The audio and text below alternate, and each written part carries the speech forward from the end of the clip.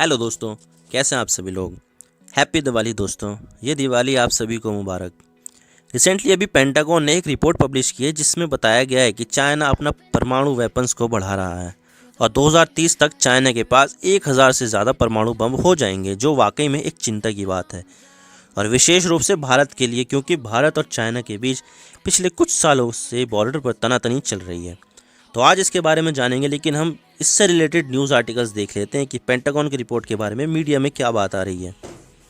तो देखिए, the New Indian Express, China में have 1000 nuclear warheads ready by 2035, Pentagon report sound caution. यहाँ पर 2035 की बात बताई गई है।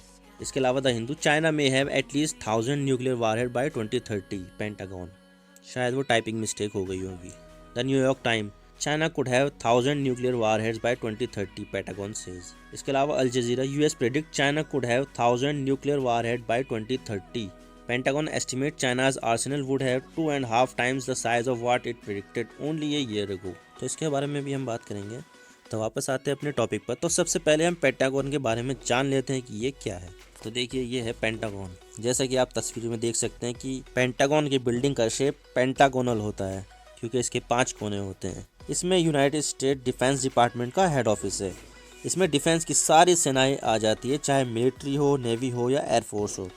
तो पेंटागन ने एक रिपोर्ट निकाली जिसका title military and security development involving the people's republic of China 2021 है। ये पूरी रिपोर्ट चाइना के ऊपर केंद्रित है, जिसमें बताया गया है कि चाइना 2027 तक 700 और 2030 तक 1000 परमाणु बम बना लेगा। और इसके लिए चाइना न्यूक्लियर वॉरहेड को लॉन्च करने का इंफ्रास्ट्रक्चर भी बना रहा है, जिसमें वो जमीन से, हवा से और पानी से न्यूक्लियर वेपन छोड़ सके।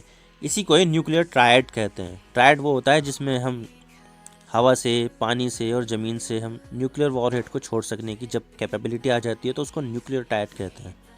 और चाइना इसको दिन ब दिन मजबूत करने में लगा है।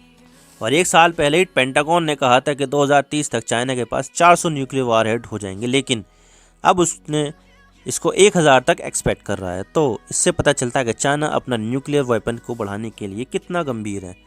मैं आपको ग्लोबल न्यूक्लियर वेपन्स की एक तस्वीर दिखा देता हूं, जिसमें पता चलेगा कि अभी किस देश के पास कितने न्यूक्लियर वेपन हैं। तो जैसे कि आप देख सकते हैं 2021 का estimated global nuclear warhead inventories.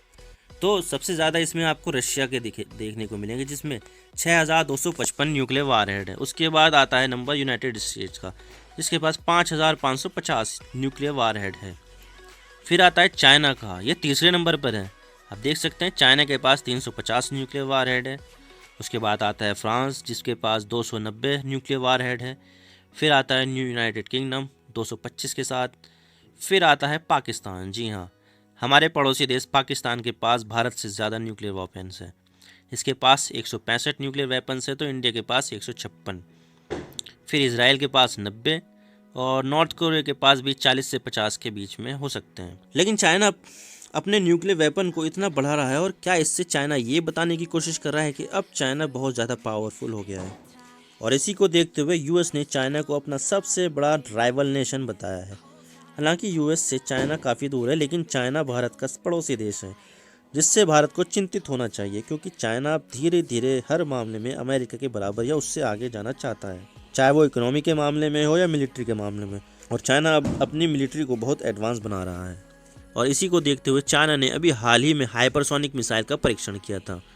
हालांकि ये मिसाइल अपने टारगेट से 40 किलोमीटर दूर हिट किया, लेकिन जब यही हाइपरसोनिक मिसाइल का टेस्ट यूएस ने किया तो वो हवा में ही ब्लास्ट हो गया था और यूएस का ये टेस्ट फेल हो गया।